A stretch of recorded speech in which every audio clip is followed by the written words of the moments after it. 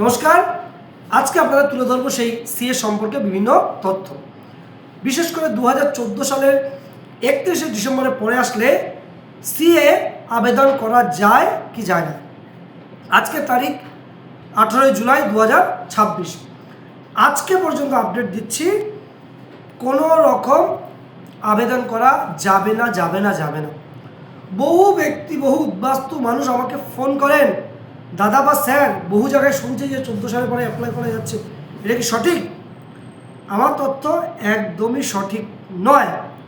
কারণ যখন আবেদন করবেন না, আবেদন করতে হলে প্রথম পয়েন্ট, একদম ফার্স্ট পয়েন্ট, আপনি কি 2014 সালে 31শে ডিসেম্বরের আগে ভারতবর্ষ প্রবেশ করেছেন? First point. সেখানে যদি বলে নো করেন তাহলে ফর্মটা আর এগোবে না। ইয়েস করলে এগোবে, তার মানে 14 সালের আগে আপনি এসছেন।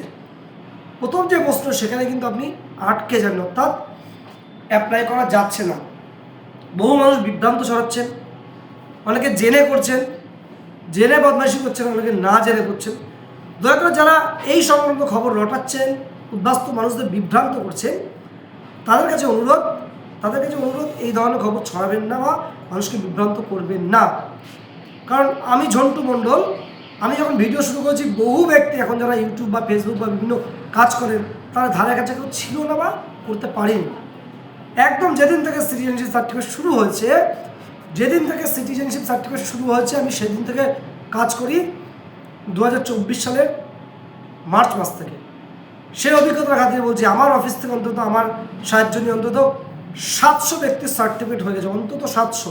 একটা আন্দাজ মতো, গোনা না গোনা অন্তত 700 ব্যক্তির সার্টিফিকেট হয়ে গেছে এবং প্রতিদিনই সার্টিফিকেট হয়। এবং সরকারি চাকরিজীবী বহু ব্যক্তির সার্টিফিকেট করতে পেরেছি আলাপ আলোচনার মাধ্যমে। তাছাড়া বিভ্রান্ত ছড়াচ্ছেন, তাদের যদি কাজের অভিজ্ঞতা থাকে বা প্রতিদিন এই সম্পর্কে আপডেট থাকে তাহলে ছড়াবেন। একদম আপডেট নিয়ে খবর বলি, আপডেট ছাড়া খবর করি না। উদ্বাস্তু মানুষরা এমনি জ্বালায় আছে, যন্ত্রণায় আছে।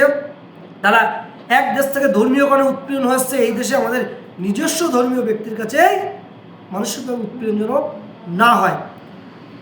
সোশ্যাল মিডিয়া প্ল্যাটফর্ম প্রত্যেকে দেখে, প্রত্যেকে শোনে, সঠিক তথ্য দেবেন, তাহলে মানুষের উপকার হবে। এটুকু বলে যারা সিএ সংক্রান্ত আবেদন করতে চান, যে কোনো জায়গায় করতে পারেন। আমার বারাসাতে ইকো হসপিটালের সন্নিকটে বিজয়নগর ক্লাবের সামনে মধুবিনা অ্যাপার্টমেন্টের নিচে আমার যে টিম আছে, পুরো টিম ধরে আমরা কাজ করি। পুরো টিম, কোনো ব্যক্তি একক নয়। আমি শুধুমাত্র একটু আলোচনা করি।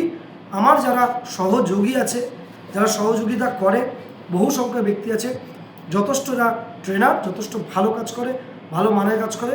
আপনারা আমার কাছেও আসতে পারেন বা যে কোনো জায়গায় যেতে পারেন। আমি শুধু তথ্যটা শেয়ার করলাম, অন্যরা যেমন কাজ করে খবর দেয়, আমি খবর দিই। কিন্তু আসল তথ্য 2014 সালের 31 ডিসেম্বরের পরে ফর্ম ফিল আপ করা যাচ্ছে না।